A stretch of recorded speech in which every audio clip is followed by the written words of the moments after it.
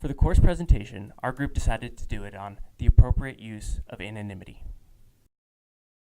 We first looked at when it's an appropriate time to use anonymity. It's good for working on solving problems. Anonymity can often be used when groups find themselves stuck, not able to find a solution, or after engaging in a lengthy discussion about an issue. According to a study by Robori in 2009, they said that the technique is a helpful tool when group members are reluctant to speak in the presence of other members, or when there are individuals in a group who tend to dominate discussion. It can also be used to help people feel more confident that there will not be negative repercussions for their ideas. Here are a couple of examples of meetings that would have benefited from ideas being submitted anonymously.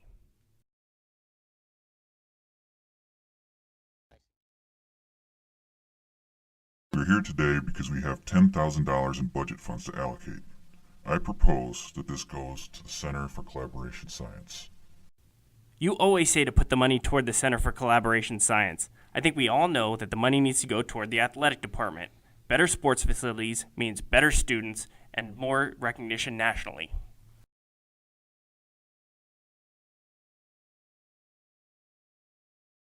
No more money for athletics. Why can't you just go along with this plan? You two knock it off. We should have submitted our ideas anonymously. Anonymity can be found in the process of using Thinklets. Thinklets are defined as a single, reusable, predictable, and transferable facilitation technique that can be used to move a group through the process towards its agreed goal. There are 4 components of Thinklets listed below: name, script, tool, and tool configuration. Anonymity can be beneficial to tool configuration. Tools are used to collect, transfer, and display information resulting from collaboration. We then move to tool configuration, which refers to the user options and limitations participants are allowed to operate within when partaking in a collaboration activity. Anonymity is used in tool configuration with regards to idea contribution, which can enhance the effectiveness of a Thinklet for 3 of the following reasons. The first is evaluation apprehension, which can be minimized. The second is ideas and suggestions are judged based on quality and merit and not the contributing member's credibility or authority. And finally, interpersonal conflicts due to race, age, and personality differences are reduced. Anonymity boosts creativity with brainstorming, which then produces more quality ideas, more ideas overall, and unbiased criticism.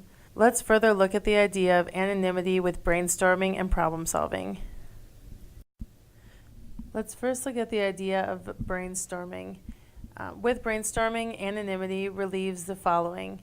It relieves a fear of judgment. Members of a group may hold back unconventional or unpopular ideas in order to avoid disapproval from other members. With anonymity, members do not know who contributed what, and many may accept ideas from people without bias or hidden agendas. Anonymity in problem solving can increase fairness, increase democracy, and that means that teams can only evaluate ideas based on their merits rather than who the idea came from. And anonymity in problem solving also increases objectivity.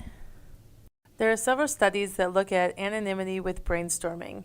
Studies have supported that teams using electronic brainstorming are able to produce more unique ideas of higher quality than teams that do not use electronic support.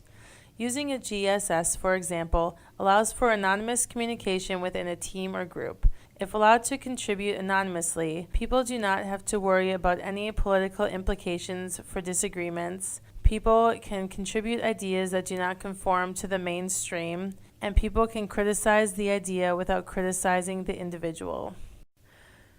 Peer criticism with brainstorming is an essential component to allow groups to work effectively. Studies have shown that identified groups produce fewer ideas when criticism is allowed, but with anonymous groups, they are able to produce more when criticism is allowed. When identified, people fear a response such as the following example shows. Of all the idiots, in all the idiot villages, in all the idiot worlds, you stand alone, my friend. A common problem that groups face is members conforming to social pressures.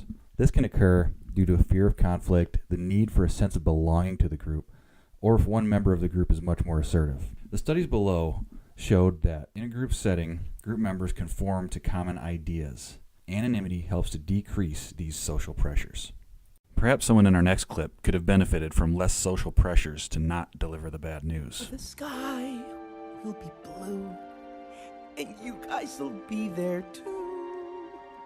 When I finally do what frozen things do in summer. I'm gonna tell him. Don't you dare. The social pressures of the group setting often affect the psychological makeup of the group. If anonymity is used correctly, people tend to not be as restrained with their input. So-called crazy ideas or ideas that may not have been seen as good enough may still get discussed. In some settings, group members feel high pressures to conform to group ideas. They may fear punishment for contributing an idea or even expect hostile evaluations. The proper use of anonymity in these settings definitely weakens all of these aspects. The use of anonymity can provide wider ranges of ideas. A longstanding concern in small group research is that members of face-to-face brainstorming groups withhold some of their ideas because of the concerns about approval, reputation, and interpersonal problems that can arise within the group. People may fear their ideas are not good enough, too controversial, or too obvious. You may miss out on interesting, out-of-the-box ideas or solutions. The best idea, or the most applicable idea, may not be brought up because people are afraid it's too obvious. Everybody knows that. Well, yeah, everyone knows that. Everybody knows that, Parker. Everybody knows that. Yeah. Everybody knows that. Everybody knows that. There can be some drawbacks to the use of anonymity, and one of these is a lack of accountability. Some studies have shown that subjects that think their work will be pooled with others contribute less mental effort than those who think they're working alone, unless they are identified by name or think they may be called upon to defend what they are saying. One major drawback would be the lack of cohesion. When anonymity is overused, members' interaction can be limited. Participants may not feel that they are part of the group, and it can be difficult for them to buy into the project. Another potential drawback to the use of anonymity is a lack of recognition. Proved performance goal-oriented people may make less effort to come up with ideas due to the fact that they will not get credit for them. Some people are unwilling to share their best ideas if they know they won't get credit they think that they deserve. And if a group itself is anonymous and comes to a decision anonymously, there is no accountability for that decision or recognition. Anonymous brainstorming can be used to produce some amazing results. The following technique can be used to assist groups as they manage various ideas when engaged in planning and problem solving.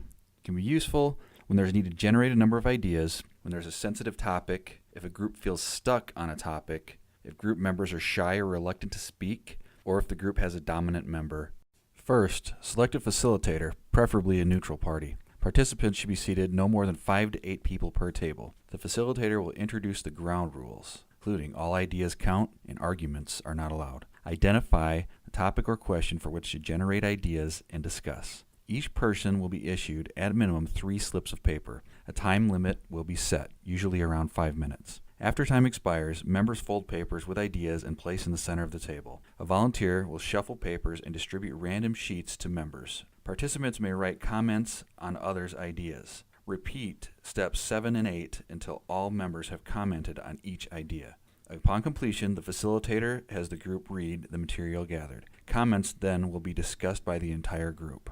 When appropriately used in group settings, anonymity can produce more ideas, better ideas, and ideas that are judged based on merit alone and not individual biases. Thank you.